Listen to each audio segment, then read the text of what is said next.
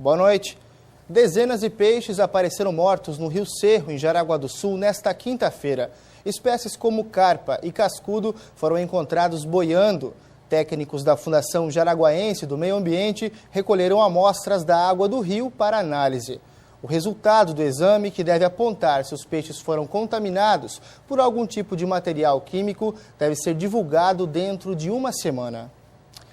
O motorista de um caminhão morreu em um acidente nesta manhã, próximo da divisa do Paraná com Santa Catarina. A suspeita é de que o acidente tenha sido causado por uma falha no veículo. O acidente que resultou na morte de Marco José Claudino, de 30... É fim de serra, já quer aproveitar um pouquinho, embalar mais e acaba dando isso. E veja a seguir, empresária encontrada morta no Rio Grande do Sul pode estar envolvida com tráfico de drogas na capital catarinense. E ainda, carro desgovernado atinge lojas em Itajaí. Uma coletiva que não estava nos planos de Carlito Mers. A tragédia na manhã de ontem mobilizou prefeito e secretários da Educação e do Bem-Estar. Imprensa reunida para saber uma só resposta: de quem é a culpa do acidente acontecido no Centro de Educação. A prefeitura assumiu a responsabilidade, mas desde o início de sua gestão, conta com uma comissão para averiguar estes tipos de equipamentos. Bom, além do decreto de luto oficial por 3 dias, nós criamos uma comissão que vai acompanhar todos esses equipamentos. Já havíamos tomado providência, no dia 13 de janeiro foi contratada uma empresa para fazer essa fiscalização, mas infelizmente não chegou a esse parquinho, que teve uma vistoria feita em agosto de 2008. Na coletiva, a prefeitura não soube precisar há quanto tempo os brinquedos estavam em funcionamento, pois foram adquiridos pela direção da escola em parceria com a APP, Associação de Pais e Professores. A última vistoria foi em agosto do ano passado. O laudo não constatou qualquer tipo de irregularidade nos brinquedos. O secretário de Educação do município, Marquinhos Fernandes, afirma não ter recebido nenhuma notificação da direção da escola em relação a problemas nos brinquedos. Não, nós não recebemos até esse momento nenhuma notificação desse brinquedo, mas nós nos antecipamos e foi um dos primeiros atos da nossa gestão, foi contratar uma empresa especializada em vistoriar e fazer a manutenção de todos os brinquedos, de todos os parquinhos que nós temos instalados dentro dos CIs e das escolas municipais. A comissão formada para vistoriar os mais de 100 parquinhos instalados nas escolas também deve fazer a manutenção dos equipamentos nas praças da cidade. Até agora, cerca de 14 já foram vistoriados. Onde tem problema é realizada a manutenção, quando não há possibilidade de manutenção, o brinquedo é trocado. Olha, Nilson, o final de semana não poderia ser diferente. Neste domingo registramos o 11º homicídio do ano. Célio de Paula de Oliveira, de 22 anos, morreu durante a tarde no Hospital São José. Ele foi baleado por volta de 5 horas da manhã com 2 tiros. Os bombeiros atenderam ele na rua Natanael Amorim Vieira, no bairro Jardim Edilene. Ele já tinha passagem por receptação. Ele foi atingido no abdômen e também no tórax. O corpo continua no IML de Joinville, aguardando os familiares que vão vir do Paraná. E olha, Nilson, ainda no domingo, uma família aqui de Joinville perdeu a vida na estrada que dá acesso à praia de Itapuá. O carro Escort com placas de Guaramirim vinha em direção a Joinville quando saiu da pista, capotou e caiu no barranco.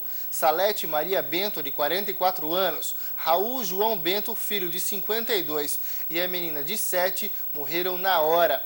A polícia acredita que o motorista aquaplanou na pista. A família morava no bairro Itaú.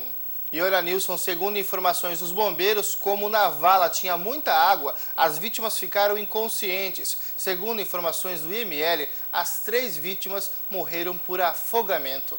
E falando em afogamento, ontem pela manhã em Garuva, mais um rapaz de 19 anos perdeu a vida. A ocorrência foi registrada na manhã de ontem em Garuva. Israel Freitas, de 19 anos, escorregou de uma pedra e caiu no rio São João, que corta o município. Ele foi resgatado pelos bombeiros, mas já estava sem vida. Olha, Nilson, essas foram as notícias de maior relevância aqui na nossa região no final de semana e ontem também. Voltamos ao estúdio com a continuação do programa Tribuna do Povo. O maior júri da história de uma das cidades mais antigas do Brasil.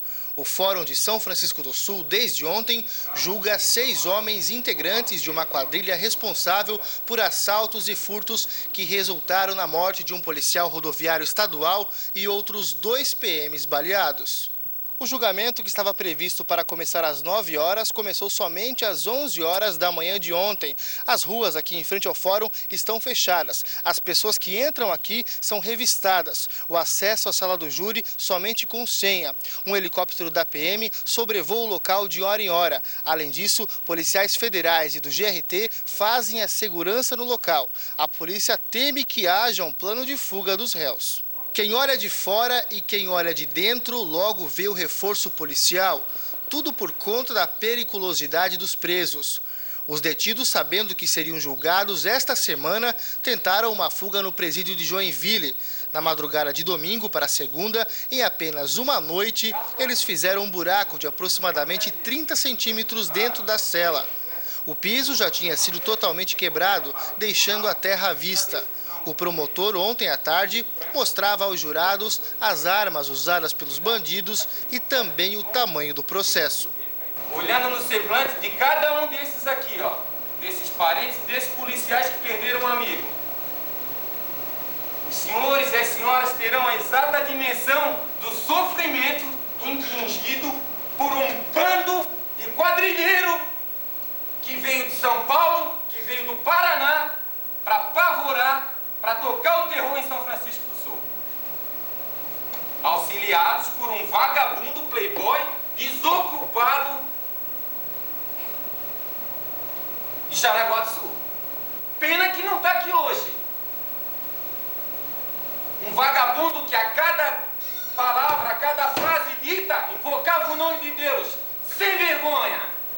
E dentro desse volumoso processo que hoje os senhores estarão aí analisando,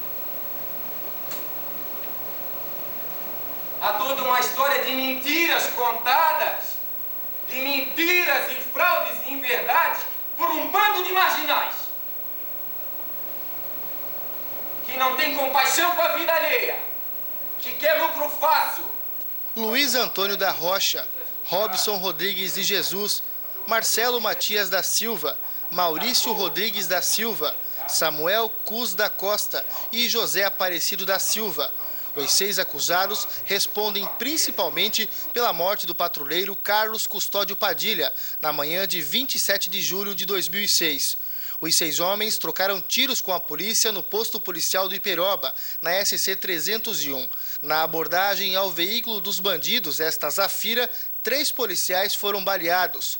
Um deles morreu no local. As marcas dos tiros ficaram tanto nas viaturas e no posto policial, quanto no carro da quadrilha.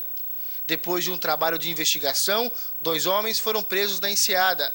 Horas mais tarde, a outra parte da quadrilha era presa pela Rony, grupo tático do Paraná, em um hotel em São José dos Pinhais. Com eles, a polícia encontrou as armas utilizadas e produtos de furto de um supermercado de Jaraguá do Sul.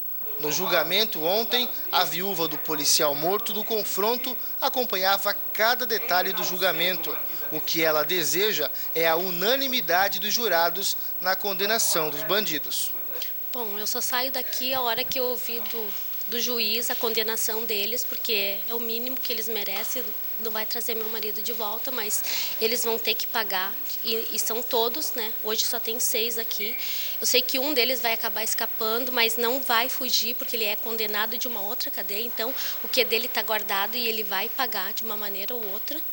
E que o que eles alegam, que a família deles está sofrendo, a minha acabou. Além da morte do policial, os acusados também devem responder por 2 tentativas de homicídio, 3 roubos, 4 furtos, formação de quadrilha, porte ilegal de armas, falsidade ideológica e uso de documentos falsos. Se forem condenados, cada acusado pode pegar uma pena superior a 100 anos de prisão.